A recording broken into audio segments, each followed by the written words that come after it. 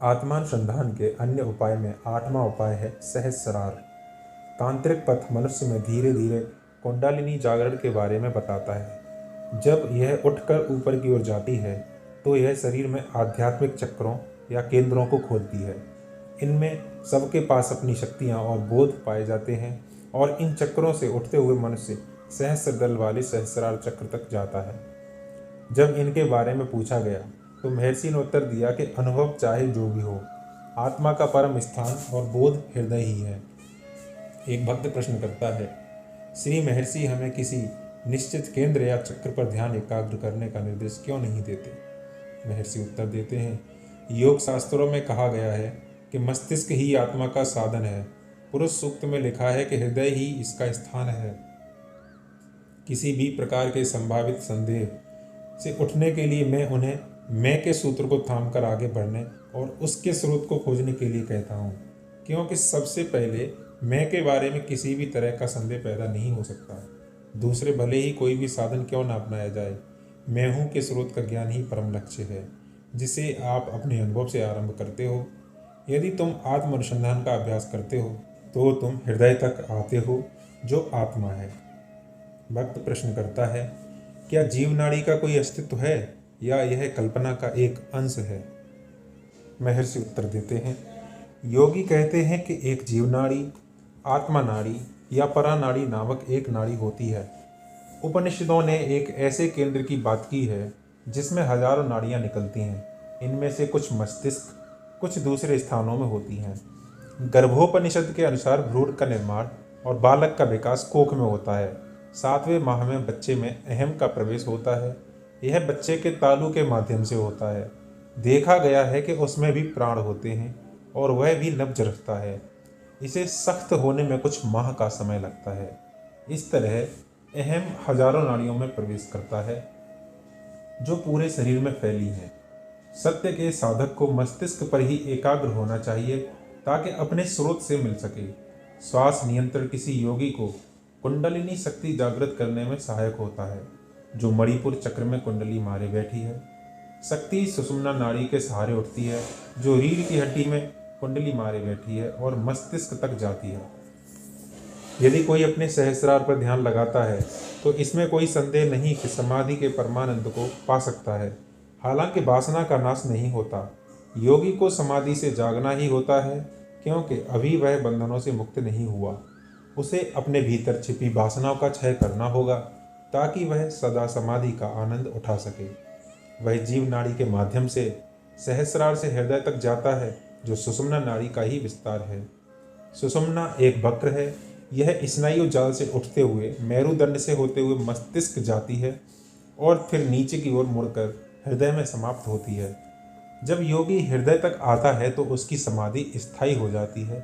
इस तरह हम देखते हैं कि हृदय ही अंतिम आश्रय है। कई उपनिषदों में भी 101 नाड़ियों की बात की गई है जो हृदय से प्रसारित हैं। उनमें से एक जीव नाड़ी है। अगर योगियों के कहे अनुसार अहम मस्तिष्क में झलकता है तो उसके प्रतिबिंब के लिए कोई सतह भी होनी चाहिए। यह इतनी सक्षम होनी चाहिए कि अनंत चेतना को शरीर की सीमाओं में बांध सके। संक्षेप में, असीम अस्तित्व अहम की तरह सीमित हो जाता है। व्यक्ति में वासनाओं की संख्या बढ़ने से यह माध्यम भी बढ़ने लगता है। यह पात्र में रखे जल की तरह कार्य करता है, जिसमें किसी वस्तु का प्रतिबिंब दिखता है। अगर पात्र से जल निकाल दें तो छाया किसमें दिखेगी? तब वस्तु उस छाया के बिना भी होगी। यहाँ वह वस्तु असीम अस्तित्व चैतन्य है, जो सर्वव्यापी है और सब में समाया है। इसे परछाई का सहारा नहीं चाहिए। यह आत्मनिर्भर है। साधक का लक्ष्य यही होना चाहिए कि हृदय से वासना को बाहर कर दे और प्रतिबिंबित चेतना अनंत चेतना के प्रकाश को बाधा ना दे सके। इसे पाने के लिए अहम के मूल की तलाश करनी होगी और हृदय के भीतर झांकना होगा। यही आत्मबोध का प्रत्यक्ष पथ है। जो इसे अपनाता है उसे नाड़ी, मस्तिष्क, सुषुम्ना, कुंडलिनी, श्वास निरोध व क्षय यौगिक केंद्रों की चिंता करने की आवश्यकता नहीं है। आत्मा कहीं से नहीं आती और ना ही ब्रह्मरंध्र से देह में प्रवेश करती है। वह जैसी है वैसी है।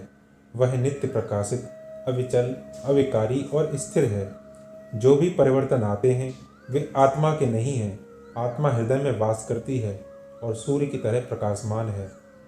परिवर्तन इसी प्रकाश में देखे जाते हैं। आत्मा और शरीर व मन के संबंध की तुलना एक स्फटिक और उसकी पृष्ठभूमि से की जा सकती है।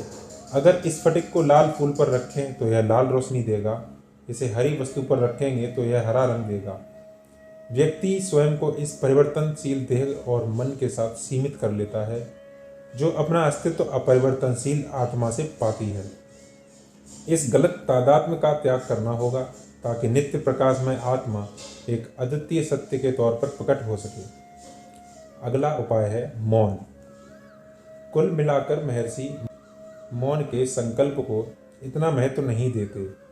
अगर मन नियंत्रित होगा तो व्यर्थ के बोलने से बचेंगे, पर केवल न बोलने से मन शांत नहीं होगा। प्रभाव से कारण पैदा नहीं हो सकता। एक भक्त प्रश्न करता है, क्या मौन का संकल्प लेना उपयोगी नहीं है? महर्षि कहते हैं, संकल्प तो संकल्प होता है, यह कुछ हद तक ध्यान में सहायक है, पर ऐसा मुख बंद करके भी कोई लाभ नहीं जब आपका मन उथल पुथल मचाए हुए हो। ध्यान से श्रेष्ठ कुछ नहीं है। अगर इतनी गतिविधि जारी रहे तो मौन से क्या लाभ। अन्य उपाय में 10वां उपाय है ब्रह्मचर्य। ब्रह्मचर्य के बारे में बहुत अधिक कहने की आवश्यकता नहीं है। इस पर एक अलग अध्याय में चर्चा की गई है। भारत में यह सामान्य है कि जो लोग संसार को त्याग कर साधु नहीं बनते वे विवाह करते हैं, और महर्षि संन्यास को अपनी मंजूरी नहीं देते। उन्होंने सदा अपने भक्तों के बीच जन्म और विवाह को लेकर एक अपना उत्साह प्रकट किया है।